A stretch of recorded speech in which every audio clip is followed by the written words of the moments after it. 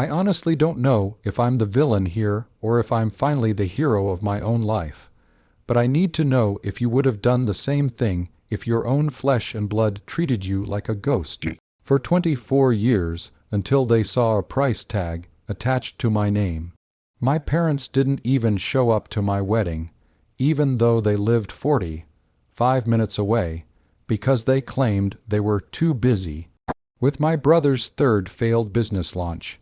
But the moment I pulled into their driveway in a custom $135,000 Porsche 911, suddenly I was their beloved son again. Was I wrong for letting them believe for 1 hour that I was going to save them from bankruptcy before I drove away and blocked their numbers forever? Or did they get exactly what they deserved? After 2 decades of neglect, I want you to really think about that as I tell you how we got here, because this isn't just about a car, it's about the cost of a soul. Growing up in the Miller household was like being a background extra in a movie where my brother, Leo, was the only one with a speaking part. My parents, Susan and David, idolized Leo from the moment he was born 2 years before me. He was the athlete, the visionary, the golden boy who could do no wrong even when he was doing everything wrong. I was just the quiet kid who got straight A's, stayed out of trouble, and worked a part-time job at 16 to pay for my own clothes. They didn't ignore me because I was bad. They ignored me because I was easy. I didn't require management. When Leo crashed his first car, they bought him a new one. When I needed a ride to my high school graduation because my beat-up sedan had a flat tire, they told me to call an Uber because Leo had an important networking dinner they had to attend with him. That dinner, it was just Leo and his friends at a Buffalo Wild Wings talking about a crypto scam. I moved out at 18 and realized that if I wanted a life, I had to build it from scratch without a safety net. I worked 80-hour weeks in tech sales, living on ramen and sleeping on a mattress I found on the curb, while my parents were busy taking out a second mortgage to fund Leo's innovative organic dog treat subscription service which, surprise, went under in 6 months. They never called to ask how I was doing. The only time my phone lit up with their names was when Leo needed a small loan of $1,000 that I knew I'd never see again.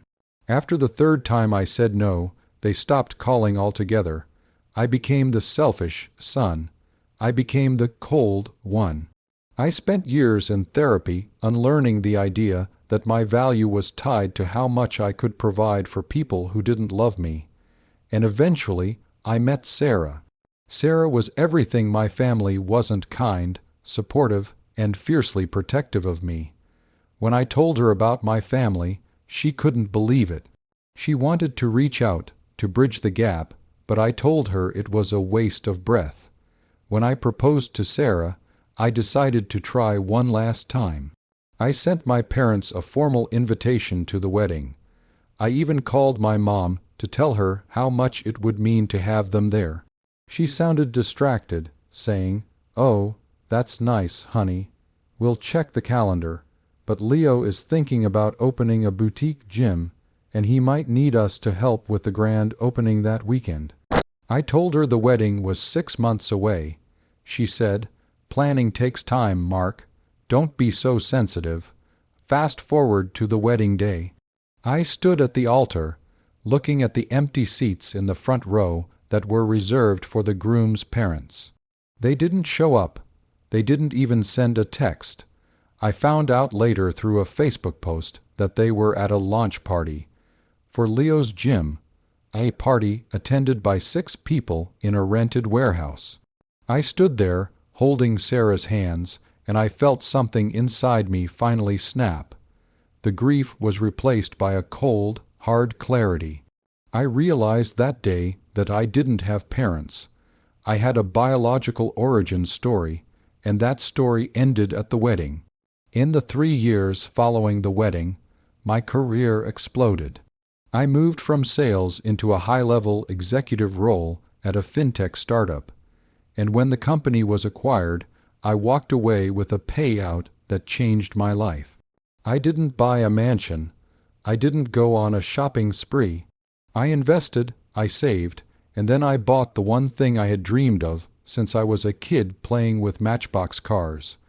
A 911 Carrera S in a custom shark blue. It was a masterpiece of engineering, a $135,000 symbol of everything I had achieved while they were busy chasing Leo's pipe dreams. Around this same time, the rumor mill started churning. My aunt, the only one who still talked to me, told me that Leo's gym had collapsed under the weight of predatory loans and that my parents were months away from losing their house because they had signed everything. They were desperate. They were drowning. And for the first time in years, my phone started ringing. I ignored the calls for weeks. I ignored the emails titled Family Emergency and the voicemails from my mother crying about how much she missed her baby boy. I knew what they missed, and it wasn't me. It was the potential of my bank account. They had heard through the grapevine that I was doing well, but they didn't know how well. So I decided to give them a show. I decided to drive over there, not to help, but to see the look on their faces. I wanted to see if they would even recognize the man I had become. Before I tell you about the confrontation that changed everything and the offer I made them, I want you to stop and think about the situation I was in. I had the power to save my parents from the street, even though they abandoned me on my wedding day. Before I tell you what happened next, I want you to pause and comment below what you would have done in my shoes. Would you have been the bigger person and paid their debts, or would you have let them feel the weight of their own choices? I pulled into their driveway on a Tuesday afternoon. The house looked tired, peeling paint, overgrown weeds, a notice of default taped to the side window. I revved the engine of the Porsche, the roar of the flat 6 echoing off the suburban houses. Within seconds, the front door flew open. My mother ran out, followed by my father, and then Leo, who looked like he hadn't slept or showered in a week. Their eyes weren't on me, they were glued to the car. My mother gasped, "Mark, is that you?" I stepped out of the car, wearing a tailored suit, looking every bit the success they never helped me become. My father walked up to the car and tried to touch the hood, but I hit the key fob to lock it, the lights flashing a warning. "Don't touch the paint," I said coldly. "It costs more than Leo's last 3 businesses combined." The silence was deafening. Then the transformation happened. Suddenly, I was being pulled into hugs I didn't want. My mother was sobbing about how proud she was and how she always knew I had it in me. My father started talking about how we need to figure out a plan to save the family home. Leo, the most brazen of them all, actually asked if he could take the Porsche for a spin to clear his head. I sat in their cramped, dusty living room as they served me tea in a chipped mug, listening to them list their debts like they were reading a grocery list. They needed $90,000 to clear the mortgage and another $40,000 to pay off Leo's private creditors. They looked at me with pathetic, pleading eyes, acting as if the last 10 years of neglect had never happened. "We're family, Mark," my father said. "Family looks out for each other." I looked him dead in the eye and asked, where was family on my wedding day? Where was family when I was sleeping on a curb at 19? Where was family when Leo was getting a new car for failing out of college while I was walking 3 miles to work? My mother started with the excuses, saying they were stressed, and that Leo needed them more, because I was so strong. I leaned back and smiled.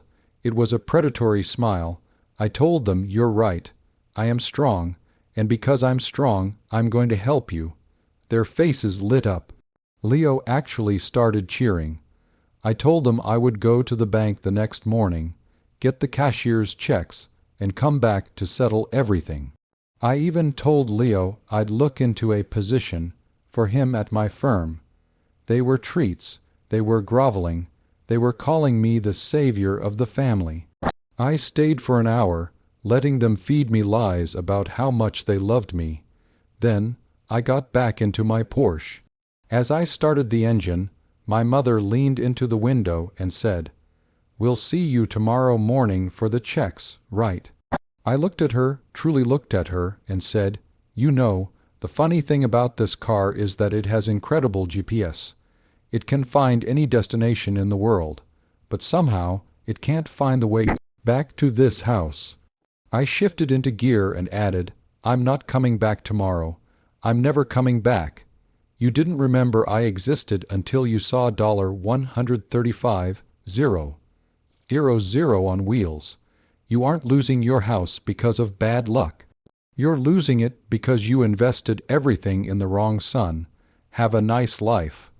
The look on their faces as I drove away was worth every penny of that car's MSRP. I watched in the rear-view mirror as my father fell to his knees on the driveway, and Leo threw a rock at my car, which luckily missed. I drove straight to a steakhouse, met Sarah, and we toasted to our new life. I blocked all of their numbers before the appetizers arrived. 2 months later, I heard they had moved into a 2-bedroom apartment in a bad part of town. Leo is reportedly working as a delivery driver. Some people call me cruel. Some people say I should have helped them because blood is thicker than water. But they forget the full saying, "The blood of the covenant is thicker than the water of the womb." I chose my family, and it wasn't them. The moral of this story is simple. Respect is not a birthright, and love isn't something you can switch on only when you need a bailout. If you treat someone like they don't matter, don't be surprised when they eventually believe you and move on to a life where you don't exist. I spent my whole life wanting their approval, but in the end realized that their disapproval was actually the greatest gift they ever gave me. It's what drove me to succeed without them. Like this video if you think I did the right thing by walking away. And subscribe if you want to hear more stories about people getting exactly what they deserve. Share your final thoughts on this whole mess in the comments section. Did I go too far by giving them hope for an hour? Or was that the perfect revenge? I'll see you all in the next story. Would you like me to create a similar script with a different revenge theme, or perhaps one focused on a workplace drama story?